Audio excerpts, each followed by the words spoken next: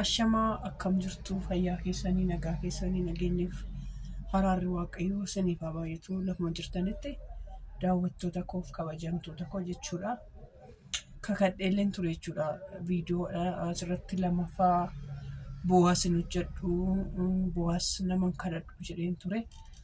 Garuu har'a waan humna kootiin ol ta'etu na qunname. Waan humna kootiin ol ta'e waan immoo gaa'ela koo diigutu na qunname jechuudha.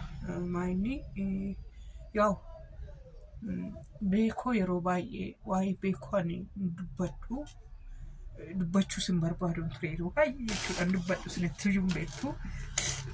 Garuu beekoo qoricha hin fudhata jechuudha. Qoricha hin fudhata. Beekoo qoricha hin fudhata. Qorichi inni fudhatu immoo jechuudha. Sirsaarchi gootanii yoo ilaaltanii baay'ee nama sodaachisaa jechuudha. Tokkoffaan eenyumayyuu jechuudha. Eenyumayyuu ijoolleen akkamiyyuu akka qorichichi waan ta'e godhi ittiin godha jechuudha. Qorichi inni fudhatu jechuudha. Yaa waggaa shanitti inni isaa akkas inni isa jedhuuni yaadaa ture jechuudha. Garuu abbaan hebbuu kanaa malee ta'u fudhatu yeroo hunda jechuudha. Dhugaa kuusiniin jedha yeroo hunda kwaanitti immoo lakkii ana caalaatiin beektaa. Qorichi kun immoo ana caalayyuu si turre caalayyuu beekaa.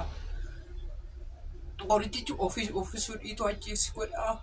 Waan fuuldura jiru waan hundumaa godhaa jechuudha. Keessattuu immoo warri ijoollee hostii teekii guddistan ni beeku yoo naannoo keessanii jiraata jechuudha. Haya parii ta'uu waan hundumaa balleessuu waan hundumaa godhuu waan hundumaayyuu badiidhuma hojjetu malee jechuun waan ofii isaanii gochuu barbaadan godhu malee waan namni dhiisi ittiin jedhe dhiisuu hin barbaadanii jechuudha. Garuu har'a odoo inni taa'ee yaa jalqabaa naan ija koo na waraane kunis iitoftee jirti dadda kana iitoftee jirti bilmaan kanaan dhufee ija koo na waraane. Dhiiseen jalaan bakka dhaqeen jalaa rafee dhiise jechuudha. Achi immoo itti dhufee obboleettii immoo mukumaan fuudhee harka ishii kana dhaagoonaan harka ishii cabsee jechuudha. Isas dhiisneetuma bira dabarree jechuudha.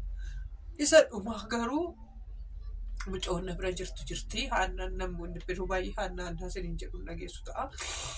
Ishiin immoo dinnicha bituudhaan mana bahuuf jennaan makiinaa jalaa bu'aa ani fuudhee toon jettee dhiiste. Cuman deemini ati jedhee toonni immoo dhoowwee jechuudha. Abbaan gaafa dhoowwu bishaan fuudhee dhufeet bishaan fi wannoo ammoo baay'ee humna gaariitii qaba jechuudha. Humna isaa hunda addaati.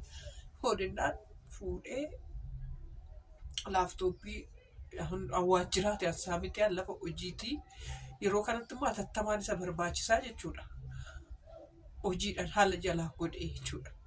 Hojiidhaan jalaa laaftooppii yaa'u dhusuma dhugaa kuusiniin jedha. Isinis qaba dhugaa rabbii sirtis bu'ee sirkadhattee dhusuma dhugaa. Garaanatti jabaattanii too naabbituu dhiiftan dhugaa isuma dhugaa siniin jedha. Nama 10,000 narra jira. Namni 10,000 kun birrii 100 doonaa buusee dhugaa. Namni 10,000 narra jirtu miti namni 10,000 dhibba lama doonaa buusee laaftooppii gaashii abbaa hebbuu bitaaf isuma dhugaa siniin jedha. Garuu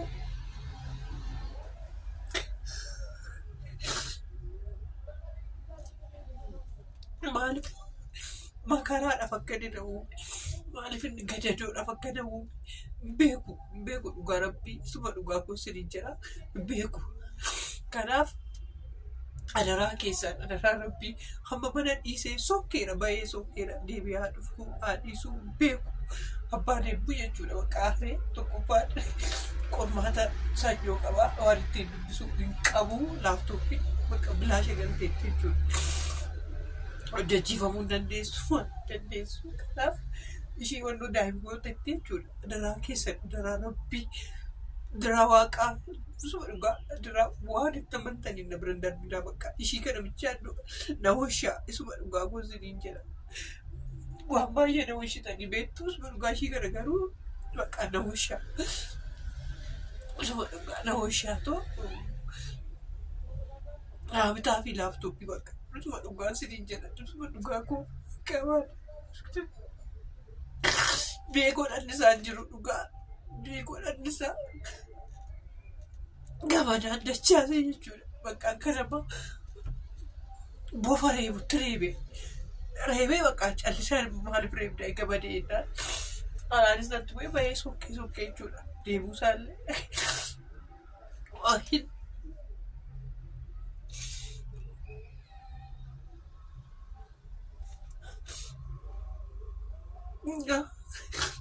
Isuma dhugaa sinii jedha. Isa dhugaa kun sinii jedha. Nan dadhabe ammoo dhugaa dadhabe. Numa jedha kanan darban jedha nan dadhaba. Kanan darban jedha nan dadhaba. Kana darbee nagama jedhu kanan dadhaba dhugaa. Humna kootiin ol ta'aa jira. Waan hundumtuu nama kootiin olitti ta'a. Kana darbeera ammoo qoyi. Kanatu naafa gaafa jedhu kana. Naa isaa beelanaa garuu suma dhugaa bakka na hoshaa du'an salphina suma dhugaa wanti bakka barbaade lafa hojii isaas ta'u barbaade tuutti kennee nan araarfadha. Suma dhugaa koortii isinii jedha odee beekfes miilatti kufee kana.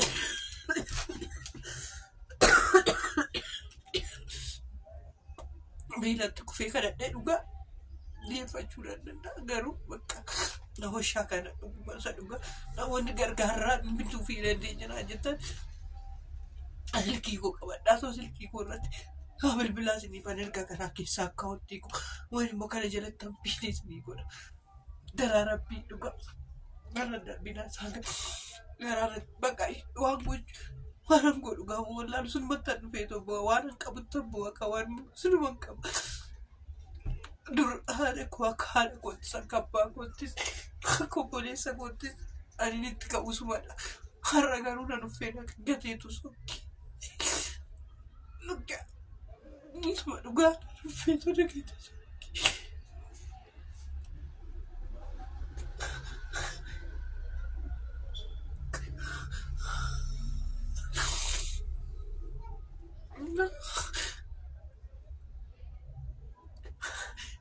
Nadaraa keessan jechuudha. Silkii koo qabadhaatu silkii koo sirii fankennaa jechuudha. Silkii koo duwwaa 9,889,33,36 kanarratti naa bilbilaa ishee duwwaa 9,33,36 duwwaa 13 jechuudha. Mana 13 wanni bilbila dhugaa rabbii kan dadhabe nan dadhabe dhugaa nan dadhabe dadhabe. Kan dadhabe tuma dhugaa goonsinii jira dadhabe. Maalan godha ishee waanan godhu wallaale. Dadhabe. Dhugaa dadhabe.